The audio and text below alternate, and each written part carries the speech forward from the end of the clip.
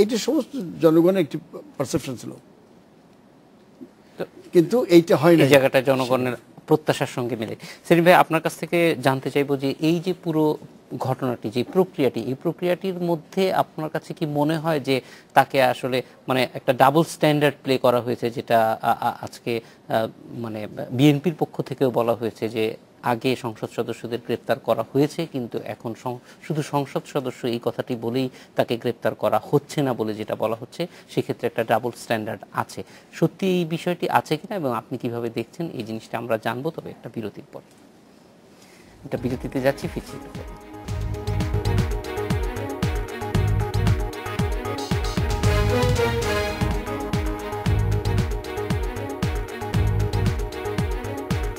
বিরতির পর ফিরে এলাম আজকের বাংলাদেশে।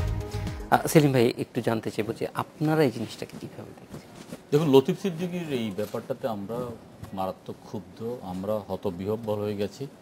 যে লতিফ সিদ্দিকীর মতো একজন লোক বাংলাদেশে প্রবেশ করবে, এটা তো আমরা ধারণাই করি নাই।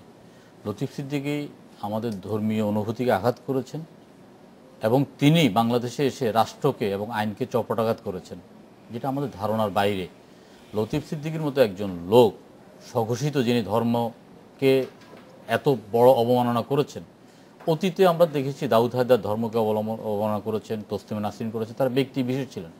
সরকারের একজন মন্ত্রী ভাবে কথা বলার পরে তার বিরুদ্ধে সরকার তার মন্ত্রণালয়ে চলে গেছে, এটা বড় কথা নয়, বা তাকে বহিষ্কার করেছে, এটা বড় কথা। তার আমরা শাস্তি চাই, কঠিন শাস্তি চাই। কিন্তু এই অবস্থার মধ্যে দিয়ে তিনি বিদেশে বসে, আমেরিকায় বসে তিনি বলেছেন, তিনি যেটা বলেছেন তিনি সেটা মিন করছেন, তিনি এটা প্রত্যাহার করবেন না। কলকাতায় বসে তিনি সাংবাদিকদের সাক্ষাৎকার দিয়েছেন যে আমি প্রয়োজনে ধর্মদ্রোহী হব, কিন্তু আমি এটা প্রত্যাহার করব না। সেই ধরনের একজন কুলাঙ্গার বাংলাদেশে প্রবেশ করলো, 52 মিনিট এয়ারপোর্টে অপেক্ষা করলো। আইনশৃঙ্খলা বাহিনী বলছে যে সংসদ সদস্য হিসেবে, তার সংসদ সদস্য তো অনেক আগেই চলে গেছে, দল থেকে বহিষ্কারের পর সংসদ সদস্য থাকে না। অথবা বাংলাদেশের সিংহভাগ মুসলমানের ধর্মীয় অনুভূতি আঘাত দেওয়া, আমি মুসলিম না, যে কোনো ধর্মের অনুভূতিতে আঘাত দেওয়ার আমরা বিপক্ষে। এই ধরনের একটা প্রচণ্ড আঘাত দেওয়ার পরও এই ব্যক্তি এখন পর্যন্ত বাংলাদেশে কেন গ্রেপ্তার হয়নি, এর পিছনে আমরা গভীর ষড়যন্ত্র এবং রহস্যের সন্ধান পাচ্ছি। আমাদের কাছে মনে হচ্ছে যে এটা একটা ট্রাম্প কার্ড খেলছে সরকার জনগণের দৃষ্টিকে অন্যদিকে ফিরিয়ে নেওয়ার জন্য, অথবা আপনার তার গ্রেপ্তারের দাবিতে যে ধর্মীয় অনুভূতি সম্পন্ন লোকজন যখন মাঠে নামবে, তার বিচারের দাবিতে যখন মুমিন মুসলমানরা মাঠে নামবে, তখন বিশ্বকে দেখাবে যে দেখো বাংলাদেশে জঙ্গিবাদে পরিণত হচ্ছে, বাংলাদেশে আপনার এইভাবে জঙ্গিবাদকে আমরাই দমন করতে পারবো। এই ধরনের ট্রাম্প কার্ড খেলার জন্য, বিপজ্জনক আগুন নিয়ে খেলার জন্য আমার মনে হয় কেউ কেউ সরকারের পরামর্শ দিচ্ছে।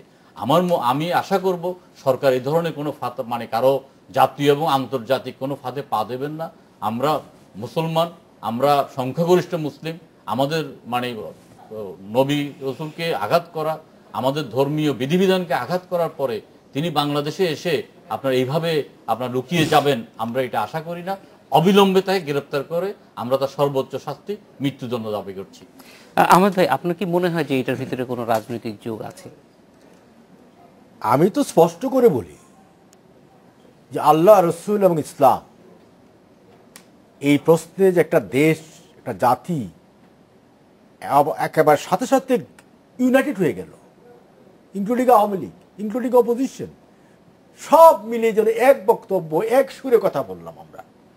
আওয়ামী লীগ থেকে যে সুরে কথা বলা হচ্ছে, বিএনপি থেকে একই সুরে কথা বলা হচ্ছে, জামাত থেকে একই সুরে কথা বলা হচ্ছে, এলডিবি বলেন, জাতি, সবাই আমরা এক সুরে কথা বলছি। তাহলে আমাদের কাছে মহান আল্লাহ তাআলা, রসুল করিম সাল্লাল্লাহু আলাইহি ওয়াসাল্লাম, ইসলাম ধর্ম, এটা আমাদের কাছে প্রধান পবিত্র বিষয়। এই প্রশ্নে নো কম্প্রোমাইজ, এই প্রশ্নে নো আপোষ। এটা প্রধানমন্ত্রী শেখ হাসিনা, তিনি বিমান থেকে নিউজ পেয়েছেন, তিনি তখন বিমানে, সেখানে নিউজ পাওয়ার পর সেখান থেকে ডিসিশন কিন্তু দিয়েছেন। এটা সোজা ব্যাপার নয়। প্রধানমন্ত্রী বিমানে বসে ডিসিশন থ্রো করে দিয়েছেন। বিমানে বসে যিনি পিপল সেন্টিমেন্ট বুঝতে পারেন, পাবলিক পারসেপশন বুঝতে পারেন, মুসলিম সেন্টিমেন্ট বুঝতে পারেন, তিনি কিন্তু সাচ্চা মুসলমান। ৫ ওয়াক্ত নামাজ পড়েন, রোজা রাখেন, কোরআন পাঠ করেন।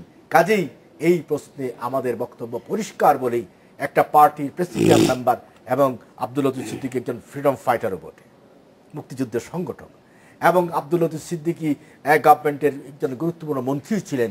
তাকে কিন্তু আমরা মার্সি করিনি। প্রেসিডিয়াম মেম্বারশিপ থেকে বিদায়, প্রাইমারি মেম্বারশিপ থেকে বিদায়, পার্টি থেকে এক্সপেল, মন্ত্রিসভা থেকে বিদায়। সুতরাং এই প্রশ্নে আর কারো কোনো দ্বিধা নেই। সেলিম ভাই যেটা বললেন, কোনো রহস্য নেই, কোনো এখানে অন্য কোনো প্লট নেই, আমাদের এমন কোনো বোঝানোর বিষয় নেই যে বাংলাদেশ আজকে জঙ্গিবাদ মুক্ত বাংলাদেশ শেখ হাসিনার নেতৃত্বে, এটা ইন্টারন্যাশনালি আজকে এস্টাবলিশড, শান্তির বাংলাদেশ, উন্নয়নের বাংলাদেশ, এটা আজকে ইন্টারন্যাশনালি এস্টাবলিশড। জঙ্গিবাদের উত্থানে কারা সহযোগিতা করেছিল সেটাও আজকে পৃথিবীর মানুষ জানে, আমরাও জানি। শায়েখ আব্দুর রহমান বাংলা ভাই এই সৃষ্টিতে কারা অবদান রেখেছিল তারাও পৃথিবীর মানুষ জানে, আমরাও জানি। এবং আগামী দিনে শায়েখ আব্দুর রহমান বাংলা ভাই আবার কারা সৃষ্টি করবে সেটাও আমরা জানি। এই প্রশ্নে আমাদের বক্তব্য পরিষ্কার। আহমেদ ভাই, সেলিম ভাই এবং ফিরোজ রশিদ, আপনাদের তিনজনকেই অনেক ধন্যবাদ। আমরাও আশা করি যে ঐক্যবদ্ধভাবে আমরা সামনের দিকে এগিয়ে যাব এবং আমরাও আশা করি সেখানে কোনো ধরনের ষড়যন্ত্র নেই। দর্শক, এই ছিল আজকের বাংলাদেশে। দেখা হবে আগামীকাল। ভালো থাকবেন।